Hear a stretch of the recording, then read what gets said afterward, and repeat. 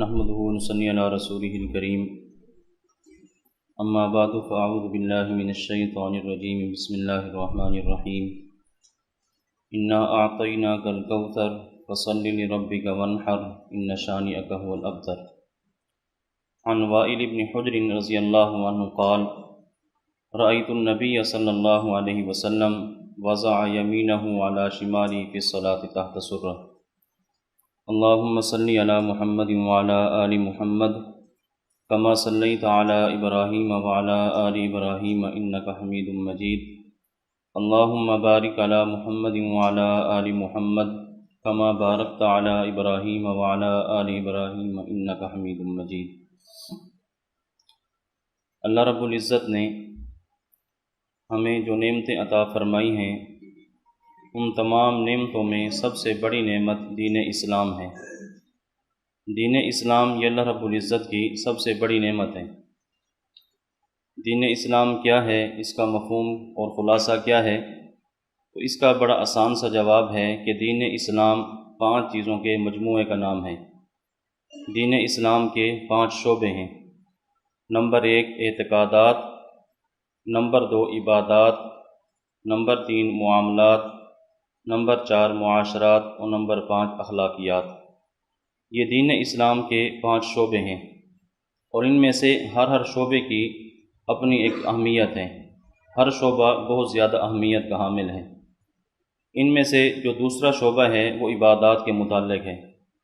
اور عبادات کی کتنی اہمیت ہے اس کا اندازہ آپ اس سے لگائیں کہ اللہ رب العزت نے قرآن کریم میں تخلیق انسانی کا مقصد بیان کرتے ہوئے ارشاد فرمایا وما خلقت الجن والانس الا لیعبدون، کہ میں نے جنوں اور انسانوں کو صرف اور صرف اپنی عبادت کے لیے پیدا کیا ہے.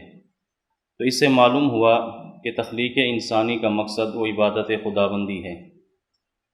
پھر عبادات تو کئی طرح کی ہیں. جتنی بھی عبادات ہیں ان تمام عبادات میں سب سے اہم اور سب سے افضل عبادت وہ نماز ہے.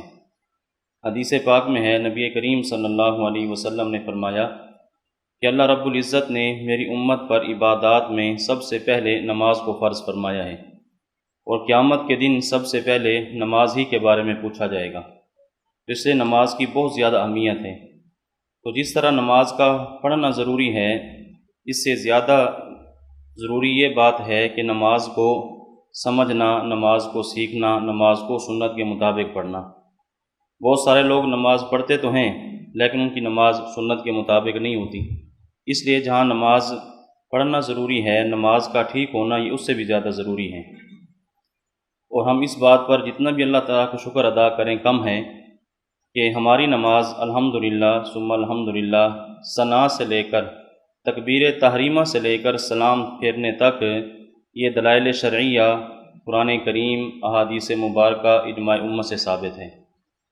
اور یہ صرف دعویٰ نہیں ہے، محض زبانی بات نہیں ہے، بلکہ ہمارے پیر و مرشد متکلم اسلام حضرت اقدس حضرت تاجی دامت فیوزہم انہوں نے اس پر ایک کتاب بھی تصنیف فرمائی ہے، نماز اہل سنت والجماعت. اور اس کتاب میں مکمل نماز کو قرآن و حدیث سے ثابت کیا گیا ہے.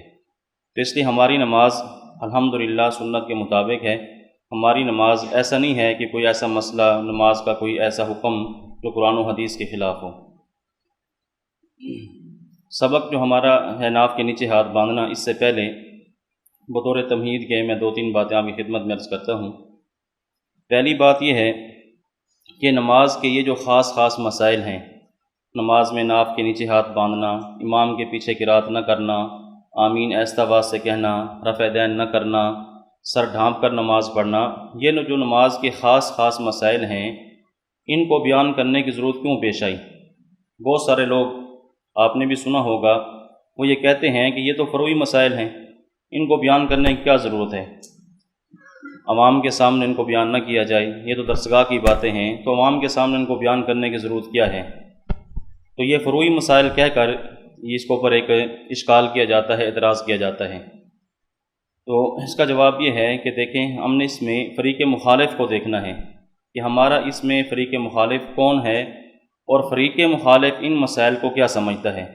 آیا وہ بھی ان مسائل کو فروعی مسائل سمجھتا ہے یا ان کو اصول کا درجہ دیتا ہے؟ ائمہ اربعہ یا دیگر ائمہ ان کا آپس میں جو اختلاف ہے وہ تو فروعی اختلاف ہے، لیکن ہمارا جو فریق مخالف اس مسئلہ میں ائمہ اربعہ میں سے کوئی نہیں ہے، بلکہ ہمارا فریق مخالف اس دور کا غیر مقلد ہے کہ غیر مقلد وہ ان مسائل کو کیا سمجھتا ہے۔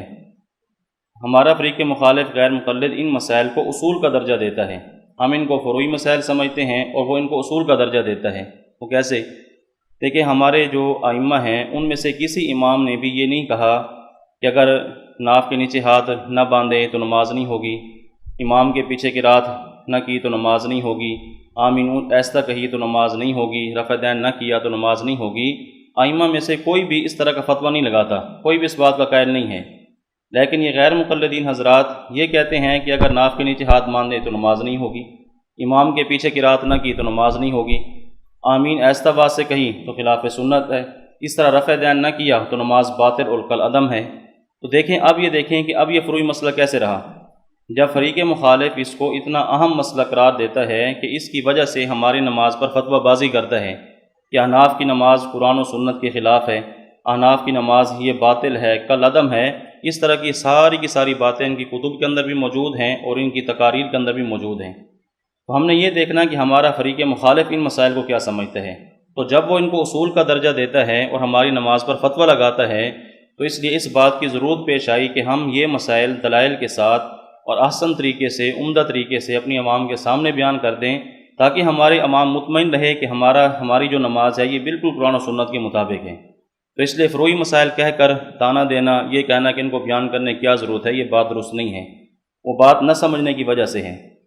اور دوسری بات یہ ہے کہ دیکھیں، ہمارا جو مذہب ہے، مذہب حنفی، یہ دوسری صدی سے چلا آ رہا ہے، ہمارے عقائد بھی وہی ہیں، ہمارے مسائل بھی وہی ہیں، تو ہمارا مذہب تو ایک تواتر کے ساتھ شروع سے چلا آ رہا ہے، اور بعد کے جو لوگ ہیں انہوں نے ہم سے بہت سارے عقائد میں اور بہت سارے مسائل میں مخالفت کی ہے، اختلاف کیا ہے۔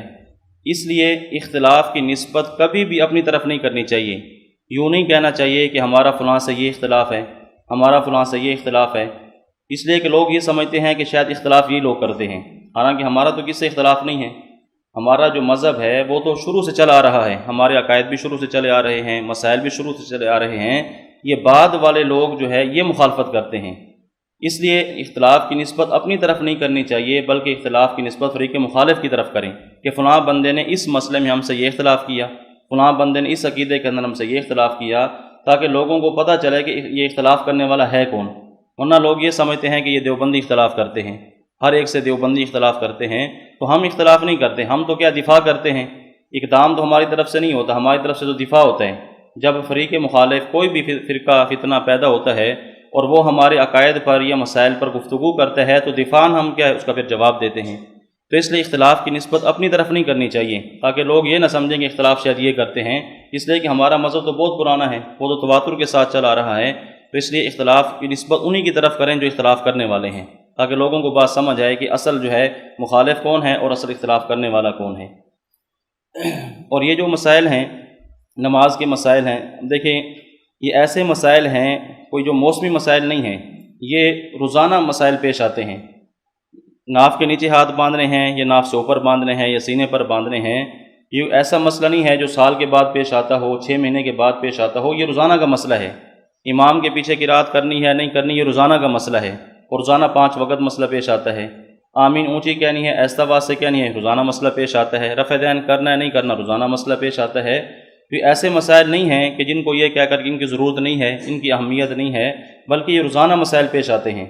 اور بہت سے لوگ یہ سمجھتے ہیں کہ چونکہ ہمارے علاقے کے اندر یہ لوگ نہیں ہیں، لہٰذا ہمیں ان کو بیان کرنے کی، ان کو سمجھنے کی کوئی ضرورت ہی نہیں ہے۔ تو استاد جی اس کی مثال دیا کرتے ہیں، استاد جی فرماتے ہیں کہ دیکھیں، اگر ایک آدمی نے کپڑے خشک کرنے کے لیے لٹکائے ہیں اور آندھی آ جائے، آندھی کے آثار سامنے ہوں، اب یہ جب آندھی چل جائے گی، آندھی چل پڑے گی، ہوا چل پڑے گی، کیا کپڑے اس وقت اتارنے ہیں یا پہلے جا کر وہاں سے اتارنے ہیں؟ تو پہلے کپڑوں کے اتارنے کا بندوبست کرنا ہے، کہیں ایسا نہ ہو کہ ہوا کے اندر اڑ جائیں۔ تو جیسے ہم آندھی کے آثار دیکھ کر جا کر اپنے کپڑوں کو سنبھال لیتے ہیں، اس طرح آپ یہ نہ دیکھیں کہ فتنہ ہمارے علاقے میں آئے گا تو پھر ہم اس کے اوپر تیاری کریں گے، بلکہ فتنے کے آنے سے پہلے ہمیں تیاری کرنی ہوگی۔ اس لیے یہ سمجھنا کہ ہمارے علاقے کے اندر یہ لوگ نہیں ہیں، ہمارے علاقے کے اندر یہ لوگ نہیں ہیں۔ پھر دوسری بات یہ ہے کہ دیکھیں، پھر سفر کے اندر آدمی جاتا ہے، سفر میں ہے، کسی ایسی جگہ پر چلا جاتا ہے جہاں ایسے لوگ موجود ہیں، اگر وہ آدمی سے بحث کرنا شروع کر دے تو پھر تو ہمارے پاس کوئی دلیل نہیں ہوگی، ہمیں تو بات کرنے کا پھر طریقہ سلیقہ نہیں آئے گا، تو پھر وہاں آدمی خاموش ہو جاتا ہے۔ اور یہ جو دور ہے، یہ دیکھیں موبائل کا دور ہے، میڈیا کا دور ہے۔ اب اس میں بندہ ہر وقت ایک آدمی کے پاس موبائل ہے، اور وہ نیٹ کے اوپر جب بھی کوئی چیز دیکھتا ہے تو اس کے اندر بہت سارے ایسے مسائل اس کے سامنے آتے ہیں، تو پھر وہ آ کر اپنے امام مسجد سے پوچھتا ہے، ایک عالم دین سے اگر پوچھتا ہے تو ان کے پاس پھر مسائل کا جواب نہیں ہوتا۔ تو اس لیے پہلے تو ایک دور تھا کہ کوئی بندہ اگر کوئی فتنہ پھیلانا چاہتا ہے، کسی جگہ کا ماحول خراب کرنا چاہتا ہے، اس کو سفر کرنا پڑتا، اس جگہ پر جاتا، وہاں جا کر وہ بیان کرتا، لوگ اس کے قریب آتے، ان کے ذہن سازی کرتا، پھر وہ اپنا مسئلہ ان کے اندر منتقل کرتا، عقیدہ ان کو سمجھاتا۔ آج کے دور کے اندر تو اس کی ضرورت نہیں ہے، اب تو بند کمرے کے اندر بیٹھ کر بندہ جو ہے نا پوری دنیا کے اندر فتنہ پھیلا سکتا ہے، اور ایسے ہو رہا ہے۔ کتنے ایسے فتنہ باز لوگ ہیں بند کمرے میں بیٹھے ہیں، ویڈیو ریکارڈ کرتے ہیں، ویڈیو ریکارڈ کرنے کے بعد اس کو نیٹ پر ڈال دیتے ہیں، اب اس کو ہزاروں لاکھوں لوگ سنتے ہیں۔ تو اس لیے اب دور بدل گیا ہے، اب یہ نہیں ہے کہ ہمارے علاقے کے اندر یہ لوگ ہوں گے ہم تیاری کریں گے، یہ نہیں ہے تو ہمیں تیاری کرنے کی ضرورت نہیں ہے۔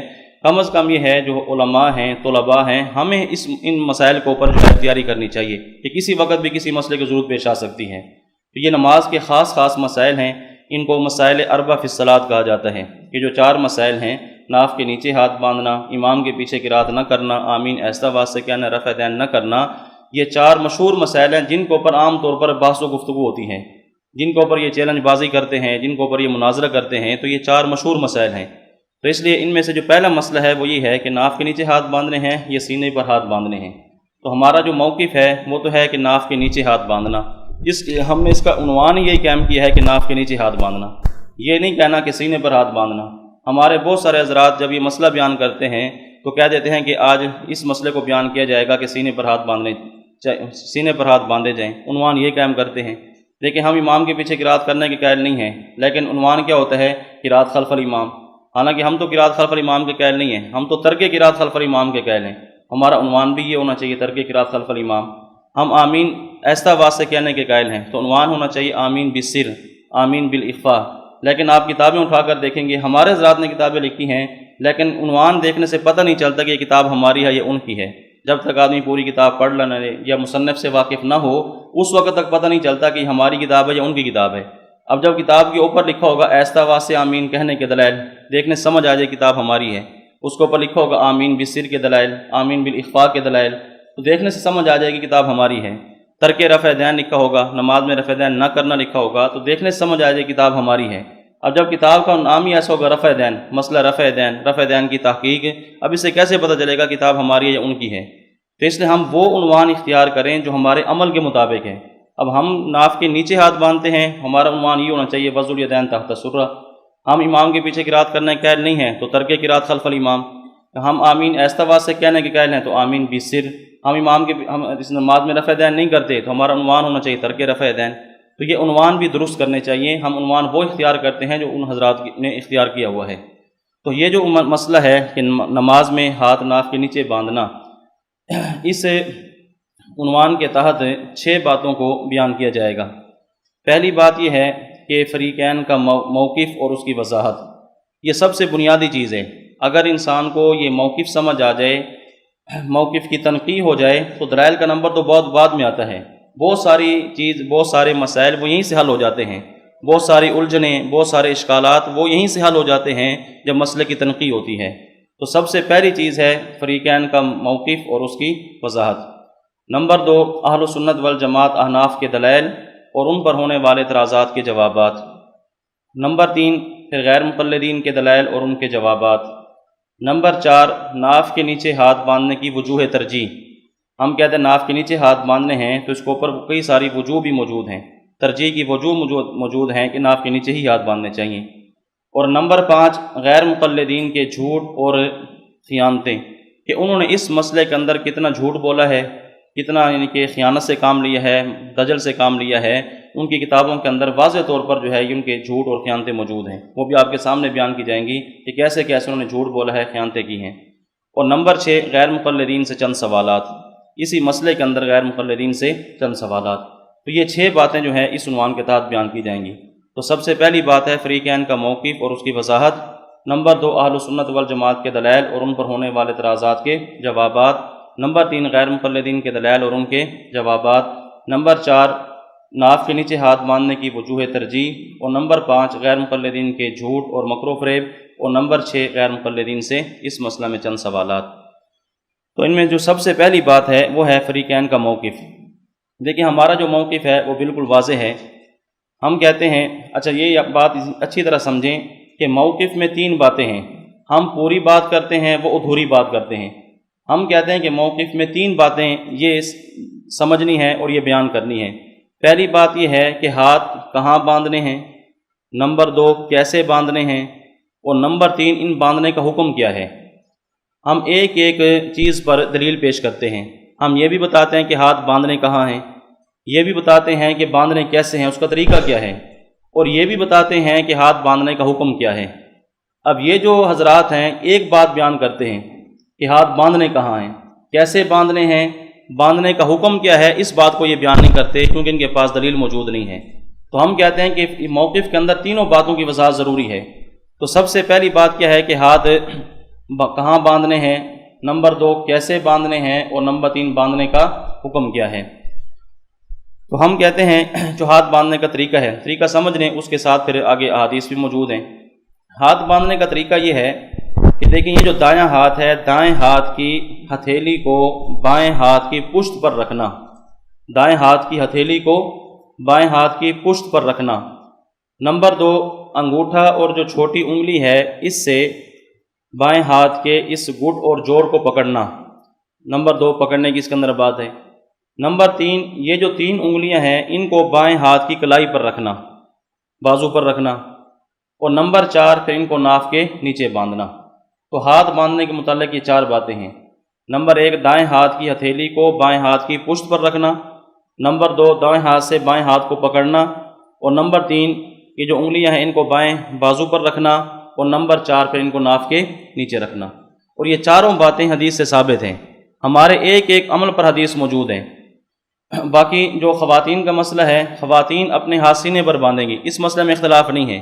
ہم بھی کہتے ہیں کہ خواتین ہاتھ سینے پر باندھیں، وہ بھی کہتے ہیں کہ ہاتھ سینے پر باندھیں۔ یہ جو اختلاف ہے یہ صرف اور صرف مرد کی نماز میں ہے کہ مرد ناف کے نیچے ہاتھ باندھے گا یا ناف سے اوپر سینے پر باندھے گا۔ تو اس میں سب سے جو پہلی بات موجود ہے، ہم کہتے ہیں کہ دائیں ہاتھ کی ہتھیلی کو بائیں ہاتھ کی پشت پر رکھنا۔ دیکھیں اس کے اندر حدیث موجود ہے صحیح ابن حبان کے اندر، جہاں یہ طریقہ لکھا ہوا ہے آپ کی فائل پر، یہ حدیثیں موجود ہیں صحیح ابن حبان صفحہ نمبر 577۔ حضرت وائل بن حجر رضی اللہ تعالیٰ عنہ یہ فرماتے ہیں لَأَنظُرَنَّ إِلَىٰ رَسُولِ اللَّهِ صلی اللہ علیہ وسلم کیف یصلی، کہتے ہیں کہ میں نے ارادہ کیا کہ میں رسول اللہ صلی اللہ علیہ وسلم کی طرف دیکھوں کہ آپ نماز کیسے پڑھتے ہیں۔ اور یہ بڑا تاکید کا صیغہ ہے، لَأَنظُرَنَّ، لام بھی تاکید کا ہے، نون ثقیلہ یہ بھی تاکید کا ہے۔ تو بڑے اہتمام کے ساتھ انہوں نے نبی علیہ الصلوۃ والسلام کی نماز کو دیکھا۔ کہتے ہیں فَنَظَرْتُ إِلَيْهِ، میں نے آپ کی طرف دیکھا، قام، آپ کھڑے ہوئے، فَكَبَّرَ، آپ نے تکبیر تحریمہ کہی، وَرَفَعَ يَدَيْهِ حَتَّى حَازَتَا أُذُنَيْهِ، اور آپ نے اپنے ہاتھ اٹھائے تکبیر تحریمہ کے وقت حتیٰ کہ ان کو اپنی کانوں کے برابر کیا، کانوں کے برابر کیا۔ دیکھیں اس کے اندر بھی کانوں کے برابر ہاتھ اٹھانے کا ذکر ہے، اور یہ لوگ کندھے تک ہاتھ اٹھاتے ہیں، حالانکہ اس میں صراحت ہے حتیٰ حازتا اذنیہ، نبی علیہ الصلوۃ والسلام نے اپنے دونوں ہاتھوں کو اپنے کانوں کے برابر کیا۔ ثم وضع یدہ الیمنی علی ظہر کفہ الیسری، پھر آپ نے اپنے دائیں ہاتھ کو بائیں ہاتھ کی ہتھیلی کی پشت پر رکھا۔ دیکھیں اس میں دونوں باتیں بالکل واضح ہیں، دائیں ہاتھ کو بائیں ہاتھ کی ہتھیلی کی پشت پر رکھا۔ یہ ہم زور اس لیے دے رہے ہیں کہ یہ پشت پر نہیں رکھتے، یا یہ کلائی پر رکھتے ہیں، یا اس کو کونی پر یہاں پر ایسے آپ نے دیکھو ایسے پکڑتے ہیں۔ اب دیکھیں حدیث کے اندر صراحت ہے علی ظہر کفہ الیسری، کہ نبی علیہ الصلوۃ والسلام نے اپنا دایاں ہاتھ بائیں ہاتھ کی ہتھیلی کی پشت پر رکھا، اور پشت اسے کہتے ہیں، تو یہاں پر رکھا، والرسغ والساعد، اور گٹ پر اور جو کلائی پر۔ تو دیکھیں اس میں پہلی بات کا ذکر ہے کہ نبی علیہ الصلوۃ والسلام نے اپنا دایاں ہاتھ بائیں ہاتھ کی پشت پر رکھا، اس میں ایک بات کا ذکر ہے۔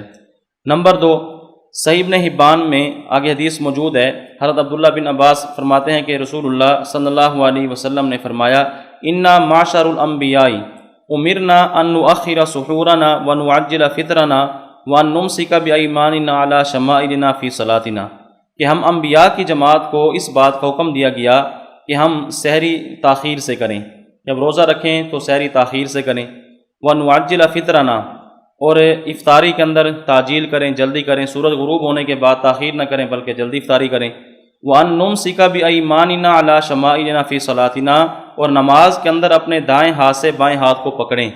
تو اس کے اندر پکڑنے کا ذکر ہے، تو وہی ہم نے کہا تھا کہ دائیں ہاتھ سے بائیں ہاتھ کو پکڑنا بھی ہے، تو یہ پکڑنے والی بات یہ بھی حدیث کے اندر موجود ہے۔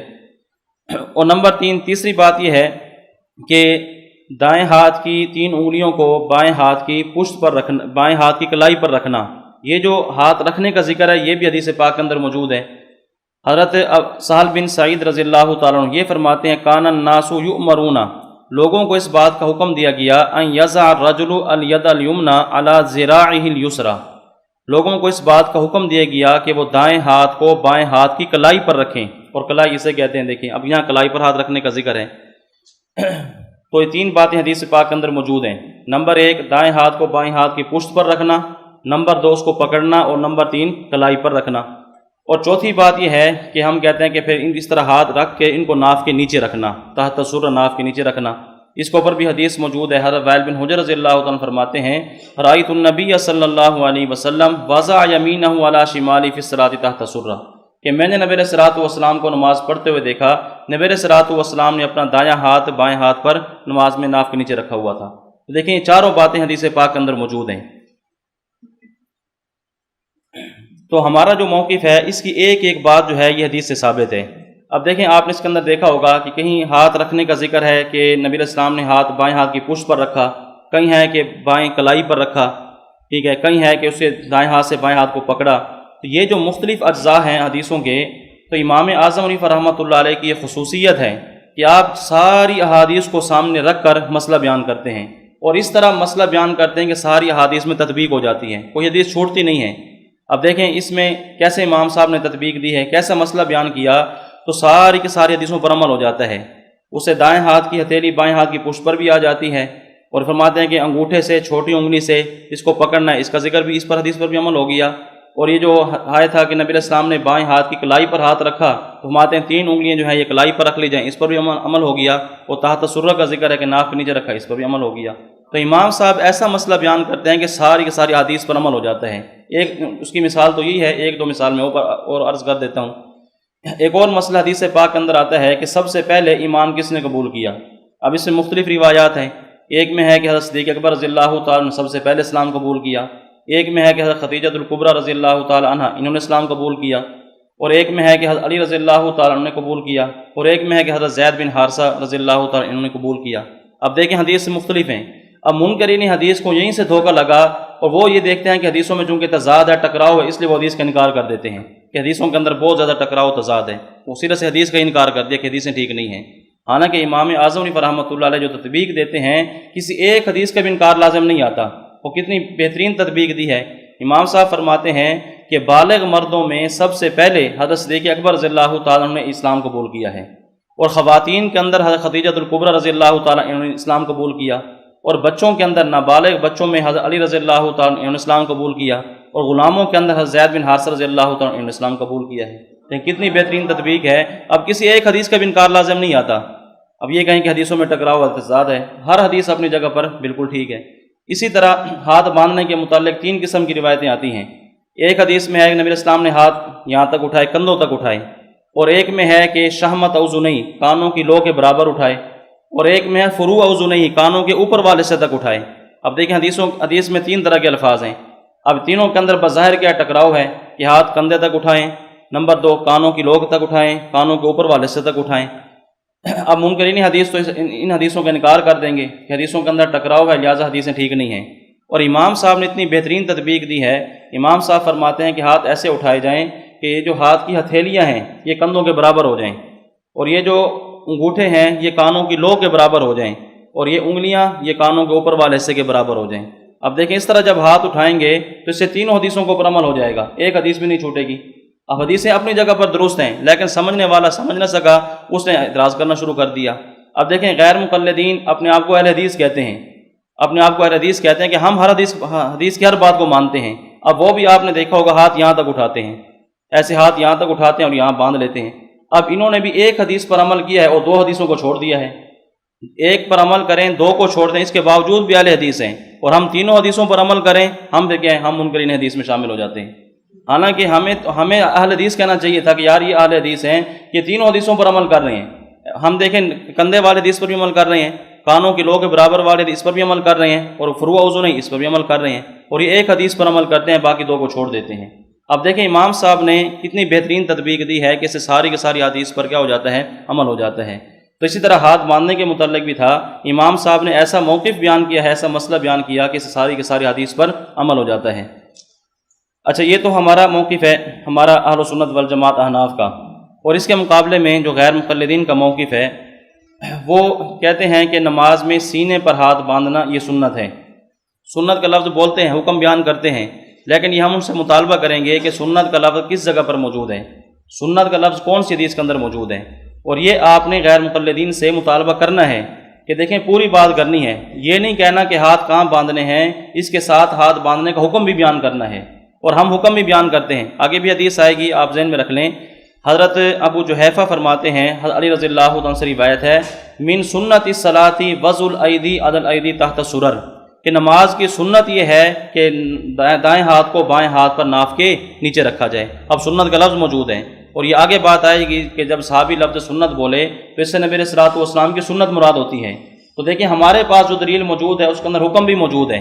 ہم پوری بات کرتے ہیں کہ ہاتھ باندھنے کہاں ہیں، نمبر 2 کیسے باندھنے ہیں، اور نمبر 3 ان کا حکم کیا ہے۔ حکم بھی ہم نے بیان کر دیا کہ نماز کے اندر ناف کے نیچے ہاتھ باندھنا کیا یہ سنت ہے، لیکن ان کے پاس سنت کا لفظ نہیں ہے۔ لکھیں گے تو صحیح سنت ہے، مستحب ہے، فلاں ہے، لیکن ان سے جب مطالبہ کیا جائے کہ سنت کا لفظ دکھائیں تو پھر سنت کا لفظ نہیں دکھا سکتے۔ تو اس لیے جہاں ان کی کمزوری ہے اس کو اچھی طرح سے پکڑنا ہے، گرفت کرنی ہے، تاکہ ان کو دائیں بائیں نہ دیا جائے۔ جب یہ پھنستے ہیں تو پھر دائیں بائیں کی طرف بھاگنا شروع ہو جاتے ہیں۔ اس لیے آپ نے یہ بات اچھی طرح ذہن میں رکھنی ہے کہ جب اس مسئلے پر گفتگو ہو تو آپ نے ان سے حکم لکھوانا ہے کہ سینے پر ہاتھ باندھنا تمہارا نزدیک اس حکم کیا ہے، فرض ہے، واجب ہے، سنت ہے، کیا ہے۔ جو حکم بھی بیان کریں پھر آپ نے اس سے مطالبہ کرنا ہے کہ اس کے اوپر حدیث بھی پیش کریں۔ تو اس لیے میں عرض کر رہا ہوں کہ یہ بات بہت اہم ہے کہ یہ سنت کا لفظ نہیں دکھا سکتے۔ تو ان کا موقف یہ ہے کہ نماز میں سینے پر ہاتھ باندھنے ہیں، اور یہ سینے پر ہاتھ باندھنا کیا یہ سنت ہے۔ دوسری بات یہ ہے کہ یہ کہتے ہیں کہ ناف کے نیچے ہاتھ باندھنے سے نماز نہیں ہوتی۔ ان کی ایک کتاب ہے قول حق، محمد حنیف فرید کوٹی کی کتاب ہے، اس نے اس میں عجیب بات لکھی، کہتے ہیں کہ ناف کے نیچے ہاتھ باندھنے سے نماز نہیں ہوتی کیونکہ یہ آلہ تناسل پر ہاتھ باندھتے ہیں۔ حنفیوں کی نماز نہیں ہوتی کیونکہ یہ آلہ تناسل پر ہاتھ باندھتے ہیں۔ اب دیکھیں ہمارے ہاتھ کہاں ہوتے ہیں، مطلب اب ان کی کتابیں دیکھیں، کتابوں کے اندر کیا کچھ لکھے انہوں نے۔ ہمارے حضرات تو کیا دیتے ہیں کہ ان مسائل کو بیان کرنے کی کیا ضرورت ہے۔ میں وہی عرض کر رہا تھا شروع میں کہ یہ کہتے ہیں کہ حنفیوں کی نماز نہیں ہوتی، ہماری نماز کو باطل قرار دیتے ہیں، کالعدم قرار دیتے ہیں۔ تو ان کی کتاب کے اندر یہ بات موجود ہے کہ ناف کے نیچے ہاتھ باندھنے سے نماز نہیں ہوتی۔ اور اسی طرح انہوں نے ایک واقعہ بھی کھڑا ہے، من گھڑت واقعہ ہے، صرف مذاق اڑانے کے لیے، حنفیوں کا مذاق اڑانے کے لیے۔ اب ان کے ایک عالم ہیں حکیم فیض عالم صدیقی، ان کی ایک کتاب ہے اختلاف امت کا المیہ۔ اس کتاب کے اندر انہوں نے ایک واقعہ بیان کیا کہ خلیفہ مامون الرشید یہ نماز پڑھ رہا تھا، اس نے سینے پر ہاتھ باندھے ہوئے تھے، اور ان کے ساتھ قاضی ابو یوسف رحمۃ اللہ علیہ کہتے ہیں وہ بھی ان کے ساتھ موجود تھے، وہ نماز پڑھ رہے تھے۔ کہتے ہیں کہ انہوں نے سینے پر ہاتھ باندھے ہوئے تھے خلیفہ مامون الرشید نے، تو نماز کے اندر ان کا اظہار بند ان کا وہ کھل گیا، ٹوٹ گیا۔ کہتے ہیں جیسے ان کا اظہار بند کھولا انہوں نے اپنے ہاتھ نیچے ناف کے نیچے باندھے اور اس سے اپنے اظہار بند کو پکڑ لیا نماز کے اندر۔ کہتے ہیں اس طرح نماز پوری کی۔ قاضی ابو یوسف ساتھ کھڑے ہوئے تھے۔ جب نماز سے فارغ ہوئے تو خلیفہ بڑے شرمندہ ہوئے، لوگوں ان کی طرف دیکھنا شروع کیا۔ جب دیکھا کہ خلیفہ شرمندہ ہے، لوگ ان کی طرف دیکھ رہے ہیں، ان کا قسم کا مذاق اڑا رہے ہیں، کہتے ہیں قاضی ابو یوسف نے اس دن سے فتویٰ دے دیا کہ آج کے بعد ہاتھ ناف کے نیچے باندھنے ہیں۔ اب اندازہ کریں، یہ انہوں نے اپنی کتاب کے اندر یہ بات لکھی ہے کہ ناف کے نیچے ہاتھ باندھنا کب سے شروع ہوا۔ تو ہم کہتے ہیں کہ یہ جو واقعہ ہے کسی مستند کتاب سے دکھائیں، ہماری کسی تاریخ کی کتاب سے، مستند کتاب سے دکھائیں کہ آیا واقعی ایسے ہیں۔ قاضی ابو یوسف یہ تو بعد میں ہیں، ان سے پہلے امام اعظم حنیفہ رحمۃ اللہ علیہ ہیں، دیگر امام ہیں، وہ تو مسئلہ پہلے بیان کر چکے کہ ہاتھ ناف کے نیچے باندھنے ہیں۔ یہ کیسے ہو سکتا ہے کہ اس کے بعد حضرت قاضی ابو یوسف نے فتویٰ دے دیا ہو کہ آج کے بعد ناف کے نیچے ہاتھ باندھنے ہیں۔ اب دیکھیں یہ بات انہوں نے اپنی کتابوں کے اندر لکھی ہیں۔ تو غیر مقلدین کا موقف یہ ہے کہ ایک تو سینے پر ہاتھ باندھنا، نمبر 2 اس کو سنت کہنا، اور نمبر 3 کہ ناف کے نیچے ہاتھ باندھنے سے نماز نہیں ہوتی۔ اور اس کے اوپر جو من گھڑت واقعہ بیان کیا ہے، ہم اس کے اوپر سے یہ مطالبہ کرتے ہیں کہ ایک تو سنت کا لفظ دکھائیں، نمبر 2 ناف کے نیچے ہاتھ باندھنے سے نماز نہیں ہوتی، یہ بھی قرآن و حدیث سے دکھائیں، اور نمبر 3 یہ جو آپ نے واقعہ من گھڑت بیان کیا ہے یہ بھی ہماری کسی مستند کتاب سے دکھائیں۔ اچھا، ہم پھر بتاتے ہیں کہ سینے پر ہاتھ باندھنا کب سے شروع ہوا۔ یہ تو انہوں نے من گھڑت طریقے سے بتایا کہ ناف کے نیچے ہاتھ باندھنا کب سے شروع ہوا۔ ہم بتاتے ہیں کہ سینے پر ہاتھ باندھنے کا عمل کب سے شروع ہوا ہے، اور یہ بات آپ اچھی طرح سمجھیں تاکہ پتہ چلے. لوگ تو سمجھتے ہیں کہ شاید یہ شروع سے چلا رہا ہے کہ سینے پر ہاتھ باندھنا. نبی علیہ الصلوۃ والسلام ہاتھ باندھا کرتے تھے سینے پر، صحابہ کرام باندھا کرتے تھے. اب یہ آپ کے سامنے حقیقت آئے گی کہ شروع کب سے ہوا یہ. دیکھیں امام ترمذی رحمۃ اللہ علیہ، ان کی وفات ہے 279 ہجری، تیسری صدی کے اندر یہ گزرے ہیں امام ترمذی رحمۃ اللہ علیہ. انہوں نے جہاں پر ہاتھ باندھنے کا مسئلہ ذکر کیا ہے ترمذی شریف میں، تو وہاں پر انہوں نے 2 موقف بیان کیے ہاتھ باندھنے کے متعلق. مانتے ہیں کہ اس بارے میں اہل علم کے 2 موقف ہیں. ایک یہ ہے تحت سرہ کے ناف کے نیچے ہاتھ باندھے جائیں، اور ایک ہے فوق سرہ کے ناف کے اوپر ہاتھ باندھے جائیں. بس یہ 2 موقف انہوں نے ذکر کیے ہیں. اس سے معلوم ہوتا ہے کہ تیسری صدی تک سینے پر ہاتھ باندھنے کا کوئی بھی قائل نہیں تھا.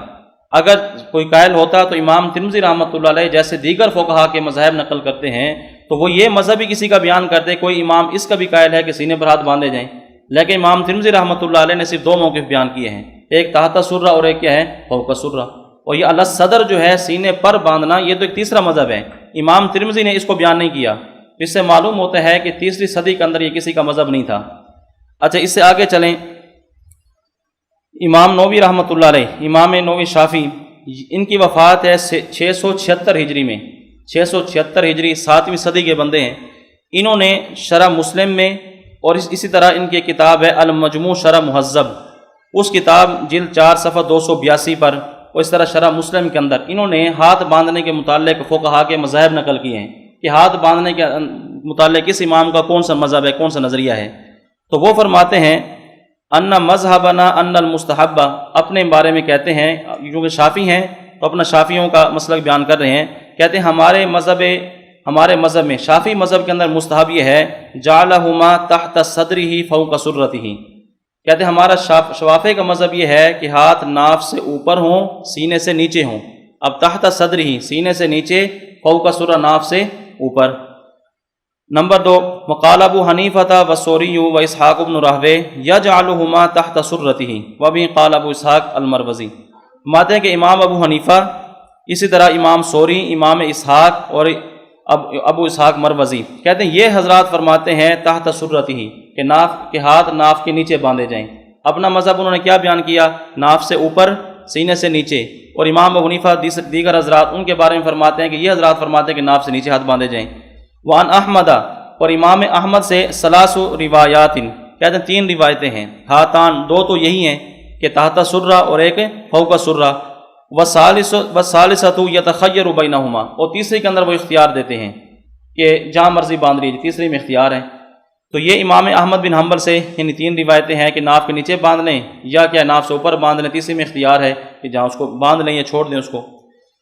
اور امام مالک رحمۃ اللہ علیہ سے انہوں نے شرح مسلم کے اندر جو ان کا مذہب نقل کیا روایتان، کہ ان سے 2 روایتیں ہیں.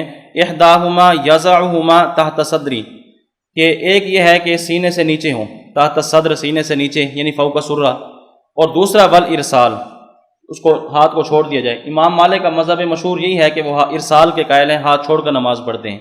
ان کا جو ہے مذہب مشہور یہ امام مالک رحمۃ اللہ علیہ کا. اب دیکھیں انہوں نے 4 بڑے جو امام ہیں ائمہ 4، اور ان کے ساتھ امام سفیان ثوری، امام اسحاق بن راہوے، امام ابو اسحاق، تو یہ ان کا مذہب بھی نقل کیا ہے. اب یہ جتنے بھی مذاہب نقل کیے ہیں اس کے اندر یہ 2 باتیں آتی ہیں یا 3 باتیں آ جاتی ہیں. نمبر 1 ناف کے نیچے ہاتھ باندھنا، نمبر 2 ناف سے اوپر ہاتھ باندھنا، اور نمبر 3 ارسال، ہاتھ کو چھوڑ دینا.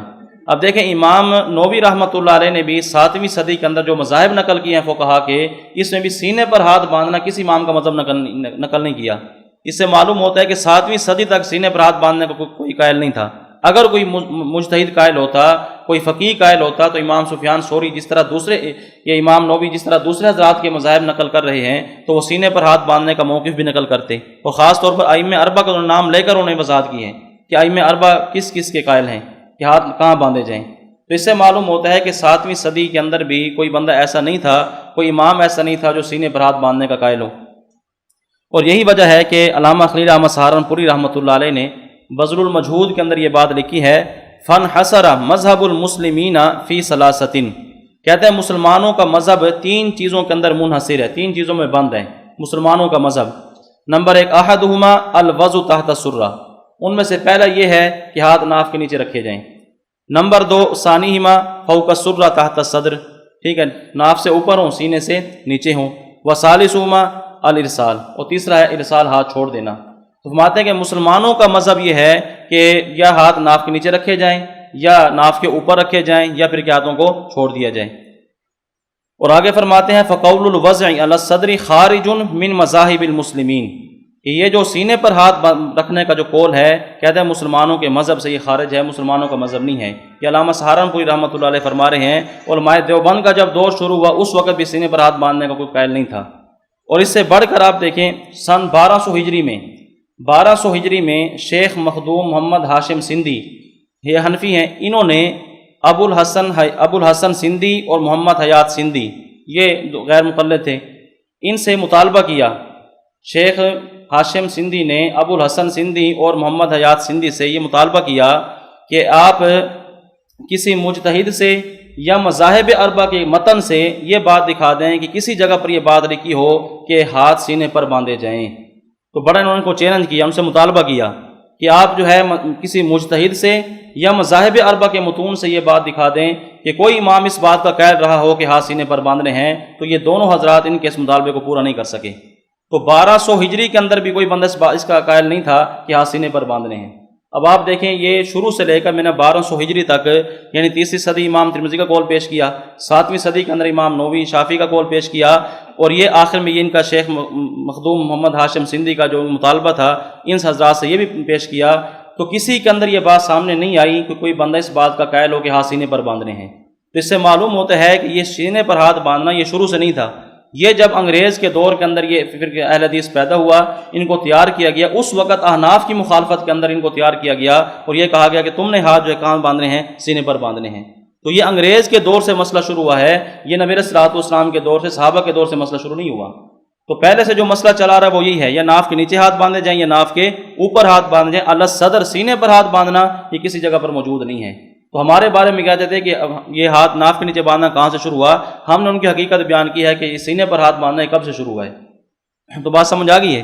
تو اس لیے ہمیں جو ہے تسلی رکھنی چاہیے کہ سینے پر ہاتھ باندھنا یہ نہ صحابہ کا مذہب ہے، نہ نبی صلی اللہ علیہ وسلم کی سنت ہے، نہ ائمہ مجتہدین میں سے کسی کا مذہب ہے۔ یہ صرف اور سب سے پہلے غیر مقلدین نے کام کیا ہے، اور جو احادیثیں پیش کرتے ہیں ان احادیث کی حقیقت بھی آپ کے سامنے آ جائے گی آخر میں جب ان کے دلائل آئیں گے۔ اب دیکھیں ہمارے جو دلائل ہیں اس موقف پر ہم اپنے دلائل پیش کرتے ہیں۔ دلائل اہل سنت والجماعت، ہماری جو سب سے پہلی دلیل ہے قرآن کریم کی آیت ہے اور اس کی تفسیر۔ حضرت عقبہ بن سبحان یہ حضرت علی رضی اللہ تعالیٰ عنہ کا فرمان نقل کرتے ہیں کہ اللہ رب العزت کا فرمان فصلی لربک وانحر، کہ اپنے رب کے لیے نماز پڑھیے اور قربانی کیجیے۔ تو علی رضی اللہ تعالیٰ اس کی تفسیر میں فرماتے ہیں وضع الیمنی علی الیسری تحت السرہ، کہ پیچھے نماز پڑھنے کا حکم ہے کہ نماز پڑھیں۔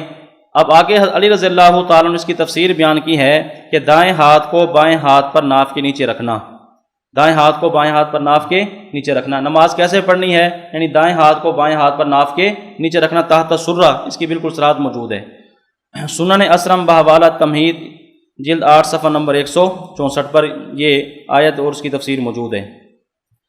اب یہ جو ہم نے حدیث پیش کی ہے، تفسیر پیش کی ہے، اس میں جتنے بھی راوی ہیں وہ سارے کے سارے ثقہ ہیں۔ تو یہ حدیث ثقہ عن ثقہ سے مروی ہے، اس کے اندر کوئی ایک راوی بھی ایسا نہیں ہے جس کے اوپر کسی قسم کی جرح ہو، سارے کے سارے راوی ثقہ ہیں۔ تو اس کے اندر جو ہے یہ 6-7 واسطے ہیں، تو یہ سارے کے سارے جو ہیں ثقہ راوی ہیں۔ اب غیر مقلدین کو تو چاہیے یہ تھا کہ اس کو تسلیم کر لیتے، اس کو مان لیتے، اس کے مطابق عمل کرتے۔ اب ان کو اور تو کوئی اعتراض ملا نہیں ہے، نہ کسی راوی کو اوپر اعتراض کر سکے، نہ اس کے متن پر اعتراض کر سکے۔ تو انہوں نے ایک اور اعتراض کیا ہے، کیونکہ انکار تو کرنا ہے اس چیز کا، اب کیسے انکار کریں؟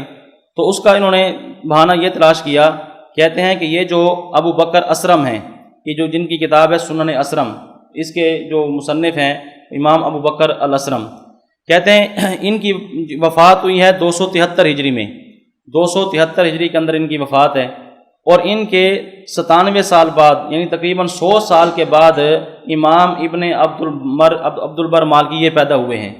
کہتے ہیں ان کی وفات کے 100 سال کے بعد ایک بندہ پیدا ہوا ہے اور وہ ان سے نقل کر رہا ہے، یعنی ان کی وفات 273 ہجری میں ہو گئی، اور امام ابن عبد البر مالکی یہ ان کے تقریباً 100 سال کے بعد پیدا ہوئے ہیں۔ کہتے ہیں دیکھو ان کے درمیان انقطاع ہے، جب انقطاع ہے تو یہ روایت منقطع ہے۔ تو ہم کہتے ہیں کہ یہ بات نہ سمجھنے کی وجہ سے ہے، عدم فہم کا نتیجہ ہے۔ لیکن ہم یہ نہیں کہتے کہ امام ابن عبد البر مالکی نے اس حدیث کو یا اس تفسیر کو نقل کیا ہے کس سے؟ امام ابو بکر اسرم سے۔ ہم نے یہ تو نہیں کہا کہ ان سے لیا ہے انہوں نے، ہم یہ کہتے ہیں کہ انہوں نے اس کو ان کی کتاب سے نقل کیا ہے۔ سنن اسرم ان کی کتاب ہے، امام ابن عبد البر مالکی نے ان کی کتاب سے اس حدیث کو نقل کیا ہے۔ یہ تو بالکل ایسے ہے جیسا کہ آج کے دور میں صحیح بخاری سے کوئی بندہ روایت نقل کرنا شروع کر دے، مسلم سے، کسی بھی حدیث کی کتاب سے اگر کوئی بندہ روایت لیتا ہے تو کوئی اس کے اوپر یہ اعتراض کیا جائے گا یہ بندہ تو 14ویں صدی کے اندر 15ویں صدی میں ہے، امام جو بخاری تھے وہ 30ویں صدی کے اندر گزرے ہیں، امام بخاری کی وفات ہے 256 ہجری میں اور یہ بندہ 15ویں صدی کے اندر گزر رہا ہے، تو یہ تو درمیان میں بہت سارا کیا ہے، فاصلہ انقطاع ہے۔ کوئی بھی ایسا نہیں کہتا، کیوں؟ اس لیے کہ امام بخاری کی کتاب سے نقل کی ہے، اور امام بخاری کی کتاب ہر ایک کو پتہ ہے، تو سند اوپر دیکھنی ہے، نیچے دیکھنے کی ضرورت ہی نہیں ہے۔ تو اس لیے یہ خام خواہ کے اعتراض انہوں نے بنا کر جو ہے اس کا انکار کرنے کے لیے بس یہ کھڑا ہے، یہ اعتراض برائے اعتراض، اس کی کوئی حقیقت نہیں ہے۔ اس لیے کہ امام ابن عبد البر مالکی نے یہ جو حدیث نقل کی ہے کس سے نقل کی ہے؟ ان کی کتاب سنن اسرم سے نقل کی ہے، اور اس کے لیے کوئی اتصال ضروری نہیں ہے، ان کے زمانے کے اندر ہونا ضروری نہیں ہے، ان کا زمانہ ایک ہو یہ کوئی ضروری نہیں ہے۔ اور دوسری بات یہ ہے کہ امام ابن عبد البر مالکی سے لے کر امام ابو بکر الاسرم تک اتصال بھی موجود ہے، سند کا اتصال بھی موجود ہے، یعنی درمیان کے اندر انقطاع ہی نہیں ہے، اور کئی مقامات پر جو ہے یہ بات موجود ہے۔ اس تمہید التمہید یہ امام ابن عبد البر مالکی کی مشہور کتاب ہے، 8 جلدوں کے اندر یہ کتاب موجود ہے۔ تو التمہید کے اندر بہت سارے مقامات پر جب امام ابن عبد البر مالکی کوئی حدیث نقل کرتے ہیں، سند بیان کرتے ہیں، تو اس کو ابو بکر الاسرم تک لے کر جاتے ہیں۔ تو یہاں پر بھی جو ہے بطور ایک مثال کے یہاں پر ایک حدیث نقل کی ہے، اخبرنی عبداللہ ابن محمد یحییٰ قال حدثنا عبد الحمید بن احمد البغدادی قال حدثنا الخضر بن داود قال حدثنا ابو بکر الاسرم۔ دیکھیں یہاں پر انہوں نے پوری سند نقل کی ہے، اور یہ اتصال بھی ہے، درمیان کے اندر انقطاع بھی نہیں ہے۔ تو بار عرض کرنے کا مقصد یہ ہے کہ یہ اعتراض برائے اعتراض ہے، اور یہ ہماری سند بہت مضبوط ہے، اس کے اوپر کسی قسم کا اشکال نہیں ہے، راوی بھی سارے کے سارے ثقہ ہیں، ٹھیک ہے، متن بھی ٹھیک ہے، سند بھی اس کی ٹھیک ہے، تو لہٰذا اس سے یہی معلوم ہوتا ہے کہ ہاتھ ناف کے نیچے باندھنے چاہیے۔ جو دوسری حدیث ہے ہمارے احادیث مرفوعہ میں سے دوسری حدیث، حضرت وائل بن حجر رضی اللہ عنہ فرماتے ہیں رأیت النبی صلی اللہ علیہ وسلم وضع یمینہ علی شمال فی الصلاۃ تحت سرہ۔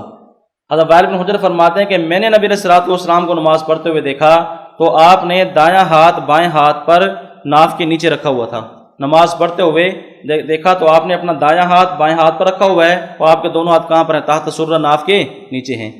اب یہ روایت مصنف ابن ابی شیبہ جلد 3 صفحہ 321 پر موجود ہے، اور یہ وہ کتاب ہے جو امام بخاری کے استاد کی کتاب ہے۔ امام ابو بکر بن شیبہ، یہ جو مصنف ابن ابی شیبہ ہے یہ ان کے استاد کی کتاب ہے، تو یہ ہمارے سامنے بخاری کا نام لیتے ہیں، بخاری کو پیش کرتے ہیں، ہم امام بخاری کے بھی استاد کی کتاب پیش کر رہے ہیں۔ امام بخاری کے استاد کی کتاب کے اندر یہ بات موجود ہے کہ ہاتھ کہاں باندھنے چاہیے؟ ناف کے نیچے ہاتھ باندھنے چاہیے۔ اب یہ جو حدیث ہے، اچھا اس حدیث کے سارے راوی بالکل ٹھیک ہیں، اس حدیث کے اوپر نہ اس کے سند کے اوپر کوئی اعتراض ہو سکتا ہے، نہ اس کے متن پر کوئی اعتراض ہے۔ تو یہ حدیث بھی دیکھیں اس کے اندر تینوں باتیں ہیں، حدیث یہ صحیح بھی ہے، صریح بھی ہے، اور مرفوع بھی ہے۔ یہ 3 لفظ یہ غیر مقلدین جب ہم سے کوئی سوال کرتے ہیں وہ کہتے ہیں کہ حدیث ایسی پیش کریں جو صحیح بھی ہو، صریح بھی ہو، اور ساتھ ساتھ مرفوع بھی ہو، یعنی موقوف نہ ہو، مرفوع حدیث ہو، صریح ہو اور صحیح ہو۔ اب دیکھیں ہماری حدیث جو یہ ہے، پہلی بات یہ ہے کہ اس مرفوع ہے کہ نبی علیہ الصلوۃ والسلام کے عمل کا ذکر ہے، مرفوع حدیث ہے۔ نمبر 2 صحیح بھی ہے، اس کے اوپر کوئی جرح نہیں ہے، کسی راوی پر جرح نہیں ہے۔ اور نمبر 3 کیا ہے، اس کے اندر صراحت بھی ہے کہ نبی علیہ الصلوۃ والسلام ہاتھ کہاں باندھے ہیں؟ ناف کے تحت سرہ کا لفظ موجود ہے، تو یہ تینوں باتیں اس کے اندر موجود ہیں، حدیث صحیح بھی ہے، صریح بھی ہے، اور ساتھ ساتھ کیا ہے؟ مرفوع بھی ہے۔ اب چاہیے تو یہ تھا کہ اس حدیث کو تسلیم کر کے ہاتھ ناف کے نیچے باندھے جاتے، لیکن غیر مقلدین وہی ان کا جو پرانا طریقہ ہے۔ اب انہوں نے کیا کیا؟ اب دیکھیں سند پہ بھی اعتراض نہیں ہو سکتا تھا، متن پہ بھی کوئی اعتراض نہیں تھا، اب انہوں نے ایک جو ہے یہ بات اعتراض گھڑا، کہتے ہیں کہ یہ جو تحت سرہ کا لفظ ہے نا، یہ حنفیوں نے اپنی طرف سے اس کے اندر درج کیا ہے۔ اب دیکھو، اب میں نہ مانوں تو اس کا جواب کیا ہے؟ اب کہتے ہیں تحت سرہ کا جو لفظ ہے یہ حنفیوں نے خود کیا ہے اس حدیث کے اندر جو ہے اس کے اندر درج کر دیا ہے، کہتے ہیں مدرج ہے، تحت سرہ کا لفظ مدرج ہے۔ اب دیکھیں یہاں آپ کے سامنے اس اعتراض کا جو جواب ہے، یہ 9 یہاں نسخے دیے گئے ہیں مصنف ابن ابی شیبہ کے، ایک نسخہ نہیں 9 نسخوں کا حوالہ دیا گیا ہے کہ مصنف ابن ابی شیبہ کے کئی نسخے ہیں، کئی جگہ سے یہ کتاب چھپی ہے اور آج بھی یہ موجود ہے مختلف جگہوں پر۔ نسخہ امام قاسم بن قطلوبغا الحنفی، نسخہ شیخ محمد اکرم نصر پوری، نسخہ شیخ عبد القادر مفتی مکہ مکرمہ، نسخہ شیخ عابد سندھی، اس کا عکس مصنف ابن ابی شیبہ کے اندر بھی موجود ہے جو آج کل چھپی ہوئی ہے، عرب سے چھپی ہے، اس کے اندر شروع کے اندر یہ اس کا عکس بھی دیا ہوا ہے۔ نسخہ قبہ محمودیہ، یہ مدینہ منورہ کے اندر موجود ہے، کلمی نسخہ ہے، اس کے اندر بھی تحت سرہ کا لفظ ہے۔ امام محمد ہاشم، اچھا آگے اس طرح نسخہ مصنف ابن ابی شیبہ، یہ نسخہ شیخ محمد مرتضیٰ زبیدی، نسخہ مطبوعہ مکتبہ امدادیہ فیصل آباد۔ مطلب مصنف ابن ابی شیبہ کے یہ مختلف 9 نسخے ہیں اور ان تمام نسخوں کے اندر تحت سرہ کا لفظ موجود ہے۔ اب بتائیں یہ سب نسخوں کے اندر احناف نے اپنی طرف سے گھڑ دیا ہے، کوئی ایک نسخہ ہوتا تو بات سمجھ آتی کہ ہو سکتا ہے کسی نے کیا لکھ دیا ہو۔ اب 9 نسخے اور ہیں بھی مختلف جگہوں پر، تو کیسے ہو سکتا ہے کہ ہر نسخے کے اندر جا کر انہوں نے تحت سورہ کا لفظ درج کر دیا ہو؟ تو دیکھیں حدیث بالکل ٹھیک ہے، صحیح بھی ہے، صریح بھی ہے، مرفوع بھی ہے، اور اس کی سند پر بھی اعتراض نہیں ہے، اس کے متن پر اعتراض نہیں تھا، کسی اور نے نہیں کیا، صرف غیر مقلدین نے کیا ہے کہ تحت سورہ کا لفظ جو حنفیوں نے خود بڑھا دیا ہے۔ آگے حدیث نمبر 2، احادیث مرفوعہ میں دوسری حدیث، علی رضی اللہ تعالیٰ فرماتے ہیں ثلاث من اخلاق الانبیاء صلوات اللہ وسلام علیہم، تعجیل الافطار وتاخیر السحور ووضع الکف الکف تحت السرہ، مسند زید بن علی۔ اس کے اندر یہ بات موجود ہے، علی رضی اللہ تعالیٰ فرماتے ہیں کہ 3 چیزیں انبیاء کرام علیہم الصلوۃ والسلام کی اخلاق میں سے ہیں، ان کی عادات میں سے ہیں، یہ تمام انبیاء کی عادت اور یہ طریقہ سنت رہا ہے۔ نمبر 1 کیا ہے؟ تعجیل الافطار، افطاری میں جلدی کرنا، سورج کے غروب ہونے کے بعد تاخیر نہیں کرتے بلکہ افطاری میں جلد، جیسے سورج غروب ہوا روزہ افطار کر دینا۔ نمبر 2 تاخیر السحور، سحری میں تاخیر کرنا، روزہ دیر سے رکھنا، ٹھیک ہے، اذان ہونے کے وقت ختم ہونے کے قریب ہے اس کے قریب جا کے سحری کرنا، یہ تمام انبیاء کی سنت ہے۔ اور نمبر 3 کیا فرمایا؟ ووضع الکف علی الکف تحت السرہ، اور کیا ہے؟ ایک ہتھیلی کو دوسری ہتھیلی پر ناف کے نیچے رکھنا، یہ نماز کی بات ہو گئی کہ نماز میں ہتھیلی کو ایک ہاتھ کو دوسرے ہاتھ پر ناف کے نیچے رکھنا، میں کہ یہ تمام انبیاء کرام کی سنت ہے۔ تو ناف کے نیچے ہاتھ باندھنا کس کی سنت ہے؟ یہ میں کہ تمام انبیاء کی سنت ہے۔ تو روزے میں کیا ہے؟ افطاری میں تعجیل، سحری میں تاخیر اور ناف کے نیچے ہاتھ باندھنا۔ اب یہ جو ہم نے کتاب کا حوالہ پیش کیا ہے مسند زید بن علی، اب اس پر ان کی طرف سے اعتراض تو ہر جگہ پر انہوں نے کیا ہے، اس کے اوپر بھی اعتراض ہے، اس کے جواب موجود ہیں۔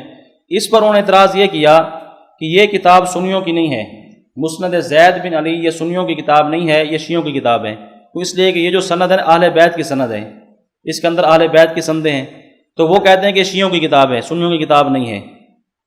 تو ہم اس کا جواب دیتے ہیں، دیکھیں اس جواب کی 2 شقیں ہیں۔ پہلی شق یہ ہے، ہم کہتے ہیں کہ یہ سنیوں کی کتاب ہے، شیعوں کی کتاب نہیں ہے۔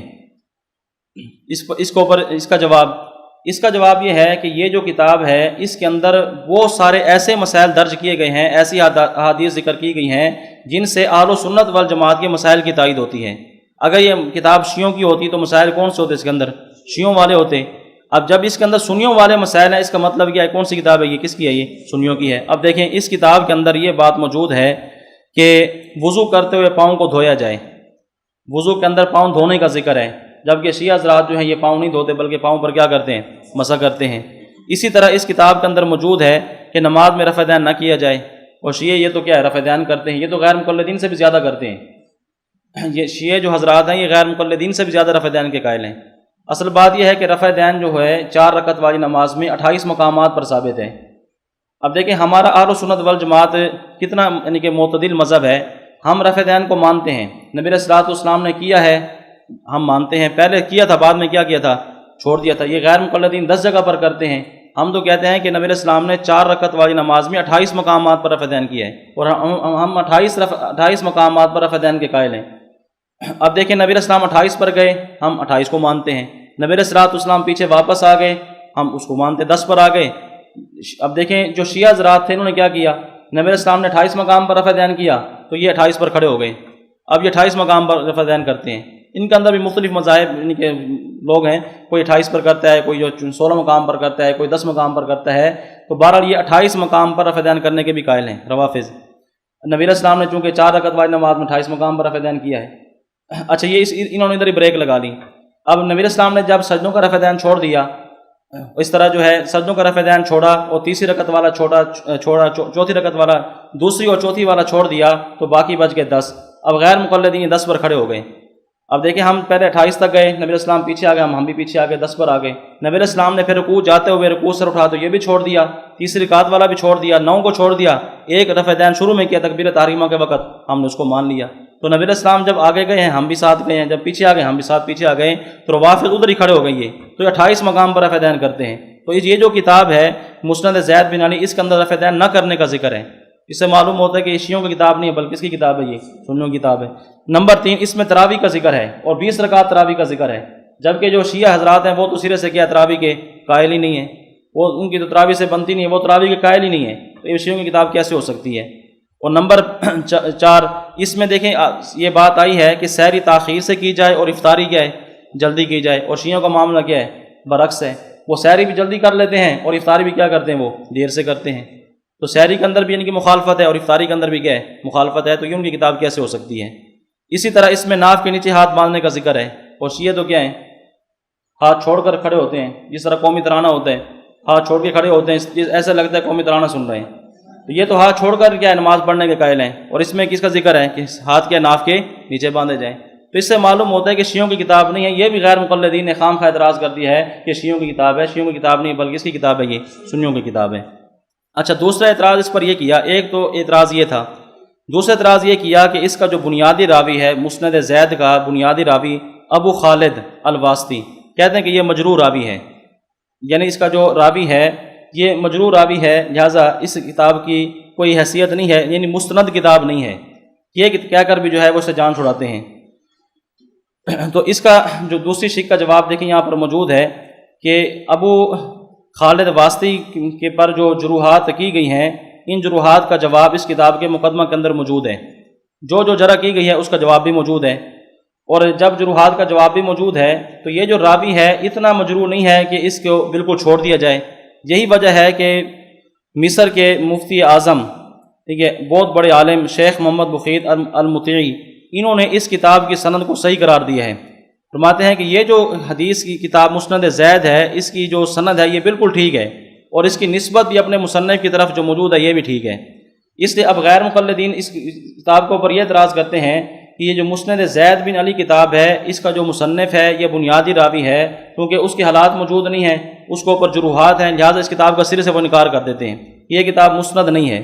حالانکہ محدثین کا قاعدہ ہے، یہ محدثین کا قاعدہ کئی کتابوں کے اندر لکھا ہے کہ جس کتاب کی نسبت جس مصنف کی طرف مشہور ہو جائے، یہ کتاب فلاں مصنف کی ہے، بس اب اس سے لے کر نیچے ہم تک راوی دیکھنے کی ضرورت نہیں ہے کہ راوی کیسے ہیں۔ اب یہ جو مسند زید بن علی کتاب ہے اس کے بارے میں یہ بات مشہور ہو چکی ہے کہ امام زید بن علی کی کتاب ہے، تو جب یہ بات مشہور ہو گئی کہ یہ کتاب امام زید بن علی کی کتاب ہے تو اب بعد کے جو راوی ہیں ان کی طرف دیکھنے کی ضرورت ہی نہیں ہے، کیوں؟ اس لیے کہ اس کے بارے میں کیا مشہور ہو گیا، یہ کتاب کس کی ہے؟ امام زید بن علی کی ہے۔ جب امام زید بن علی کی کتاب ہے اور سب یہ جانتے ہیں کتابوں کے اندر یہ بات لکھی بھی ہے، اب ان کا جو نیچے والا جو راوی ہوگا اب اس کے حالات دیکھنے کی ضرورت نہیں ہوگی۔ دیکھیں جیسے اب بخاری شریف کے بارے میں مشہور ہو گیا، کس کی کتاب ہے؟ امام بخاری کی کتاب ہے۔ مسلم کے بارے میں مشہور ہو گیا، ہر کتاب کے بارے میں مشہور ہو گیا کہ فلاں کی کتاب ہے۔ اب اس دور سے لے کر ہم تک اب امام بخاری سے نیچے کے جو راوی ہیں ان کو دیکھنے کی ضرورت نہیں ہے، بس ایک کتاب کے بارے میں مشہور ہوگا کہ فلاں کی کتاب ہے، فلاں محدث کی کتاب ہے۔ تو یہ جو مسند زید بن علی کتاب ہے اس کے بارے میں یہ بات مشہور ہے کہ امام زید بن علی کی ہے، جب ان کی کتاب ہے تو بس اب سند دیکھنے کی کیا ہے ضرورت ہی نہیں ہے، اوپر سند نہیں، مصنف سے لے کر ہم تک نیچے جو سند ہے اس کو دیکھنے کی ضرورت نہیں ہے۔ اوپر تو سند دیکھی جائے گی سند کیسی ہے، وہ تو اہل بیت کی سند ہے، اس کے اندر راوی ٹھیک ہیں، لیکن اس مصنف سے لے کر نیچے ہم تک ہم جس صدی کے اندر گزر رہے ہیں، یہ جو درمیان کا جو زمانہ ہے اس کے اندر راویوں کو دیکھنے کی ضرورت نہیں ہے۔ اور یہ جو قاعدہ ہے یہ بہت ساری جگہوں پر لکھا ہے، امام سخاوی نے فتح المغیث میں، امام ابن حجر نے النکت میں، علامہ جزائری نے توجیہ النظر میں، امام سیوطی نے تدریب الراوی میں، امام کرمانی نے شرح بخاری میں، یعنی یہ بات لکھی ہے کہ جس کتاب کی نسبت مصنف کی طرف مشہور ہو جائے تو مصنف سے لے کر نیچے تک اس کی سند دیکھنے کی ضرورت باقی نہیں رہتی، یہ نہیں دیکھنے کے درمیان میں کیسے راوی ہیں۔ اور یہ بات دیکھیں پھر صرف ہم ہی نہیں کہتے کہ یہ امام زید بن علی کی کتاب ہے، یہ انہوں نے جو خود غیر مقلدین نے بھی تسلیم کیا ہے کہ یہ ان کی کتاب ہے۔ علامہ شوکانی جو ہے اس کی کتاب ہے نیل الاوطار، اس کے اندر بھی یہ بات موجود ہے، انہوں نے اس بات کو تسلیم کیا کہ امام زید بن علی کی کتاب ہے۔ عمر رضا کحالہ یہ غیر مقلد ہے، اس نے معجم المؤلفین کے اندر یہ بات تسلیم کی ہے کہ ان کی کتاب ہے۔ اس طرح غلام احمد حریری غیر مقلد، اس کی کتاب ہے تاریخ تفسیر و مفسرین، اس کتاب کے اندر بھی اس نے تسلیم کیا کہ یہ کسی کتاب امام زید بن علی کی کتاب ہے۔ تو اس لیے یہ اعتراض بھی کیا ہے، ایک کوئی وزنی اعتراض نہیں ہے، اعتراض برائے اعتراض ہے۔ بہرحال یہ سنیوں کی کتاب ہے اور اس کی نسبت بھی اپنے مصنف کی طرف ٹھیک ہے، کوئی درمیان کے اندر کوئی انکتاب وغیرہ نہیں ہے، تو اس سے معلوم ہوتا ہے کہ ناف کے نیچے ہاتھ باندھنے چاہیے، اور یہی عمل کیا ہے تمام انبیاء کرام کی سنت ہے۔ سبحانک اللہم و بحمدک، نشہد ان لا الہ الا انت، نستغفرک۔